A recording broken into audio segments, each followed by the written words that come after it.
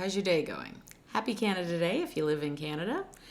Today is our 158th anniversary of being a country, so there's a lot of celebrations and fireworks and things going on.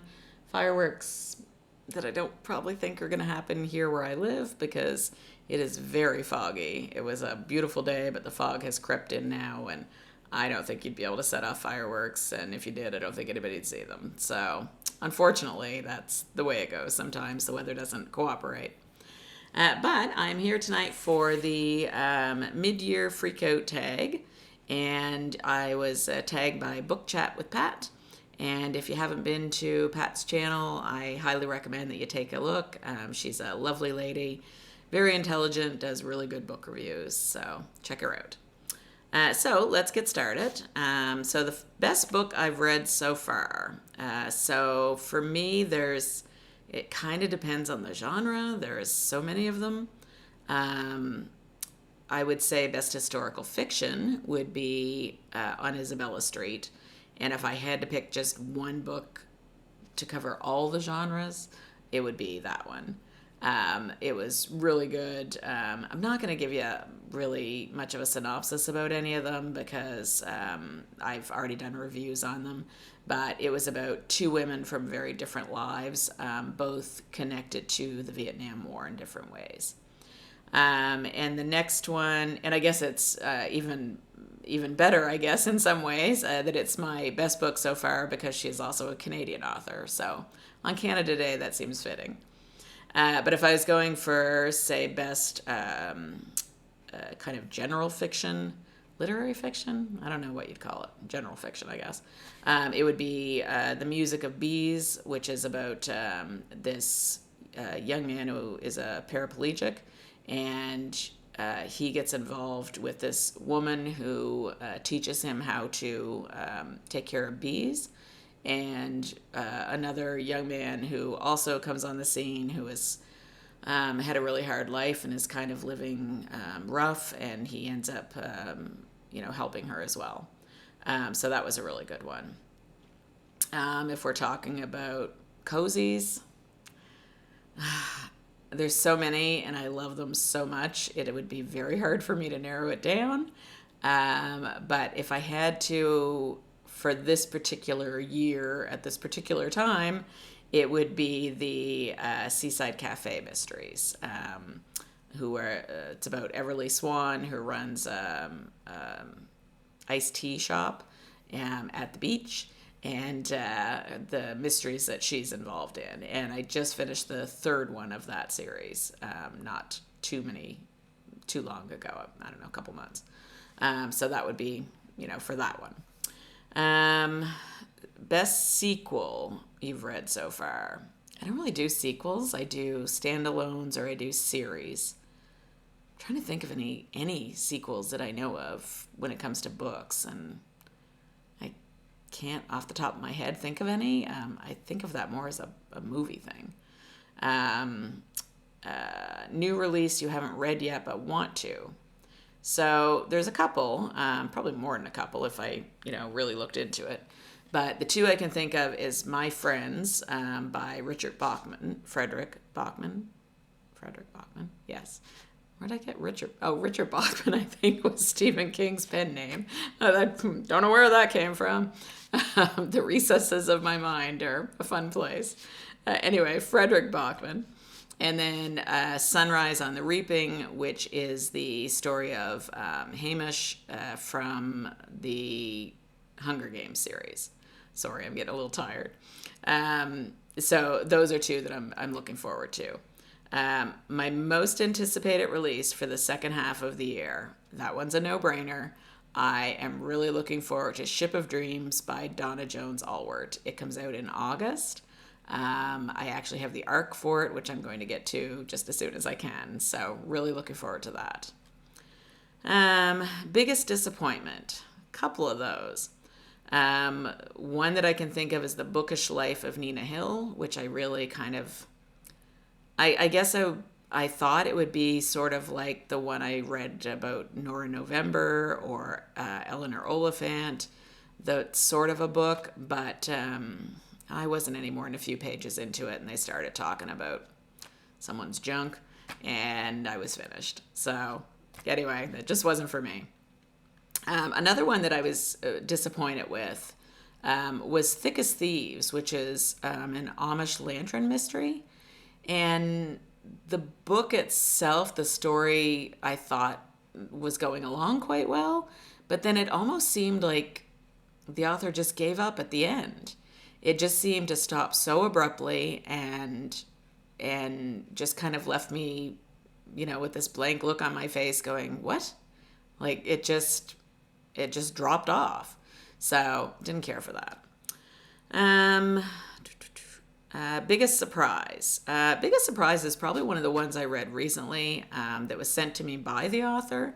It was called My Gypsy War Diary.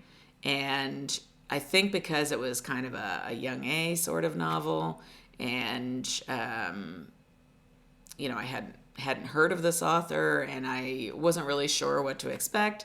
But it was amazing. It was really good. And I was very excited that I had read it. And again, that just shows don't judge a book by its cover or anything like that, because it was turned out to be great. Favorite new author, a debut author or a new to you author. So she was a new to me author. I don't know if she was I'm sure she couldn't have been a debut author, because I think there's a few in this series. But new to me, Gabrielle Meyer. She wrote the Timeless series, and the first one in the series is called When the Day Comes. So that one was really good. It was about not a time traveler or a time shifter. They had a certain word for it in the book, but essentially that's what the woman was. But she had... she would go between two timelines, and she would go to sleep in one, wake up in the other, and that just happened her whole life. But it could only happen until she was 21, and then she had to pick one of them. So I thought that was an interesting premise and was done really well, and interested in reading some more of that series. Newest fictional crush. Well, I don't really have fictional crushes.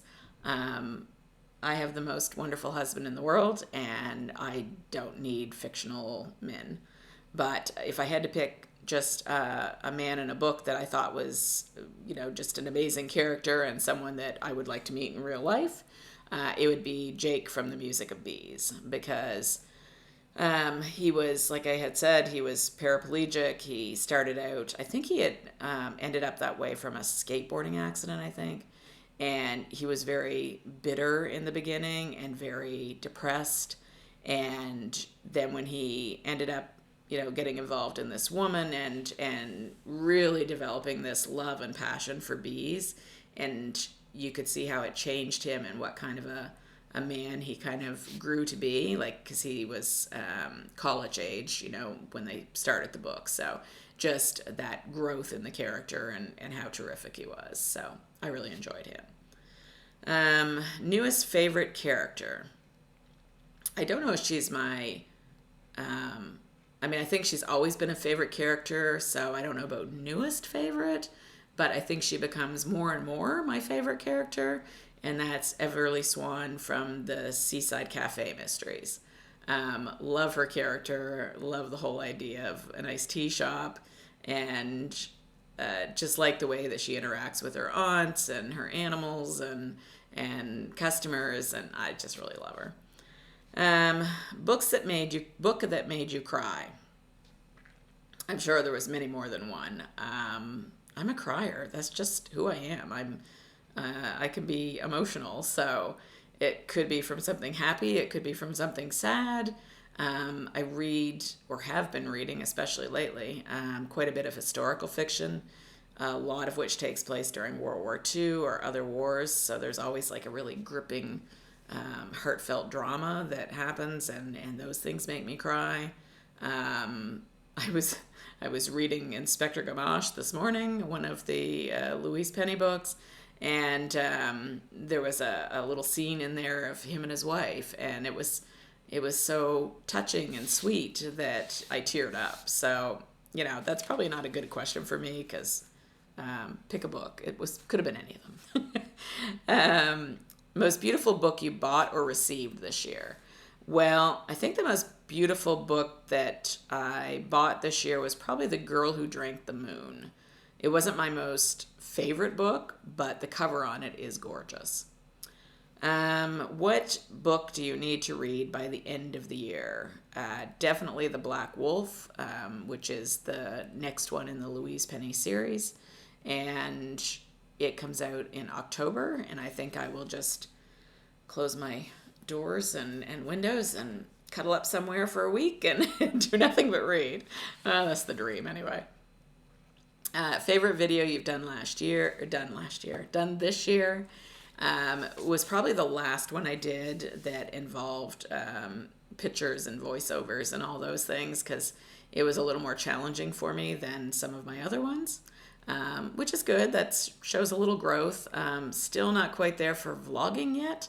I made a made a crazy mess of it when I tried that. Because that was my plan for this one, but I had went down to the waterfront with Wonderful Husband, and it was very hard to see, and because it was so sunny out, so I couldn't tell if I was taking pictures or videos. And then I ended up taking videos of my pant leg, and I would forget to switch the phone around so that it was looking at our faces, and it was a hot mess. So we'll get there eventually. So that is it for my mid-year freak out tag, and I hope you enjoyed it, and I hope that you're not freaking out too much about your list. And I'll tag a few people down below, so check for your name and see if you're there. All right, have a great night. Bye-bye.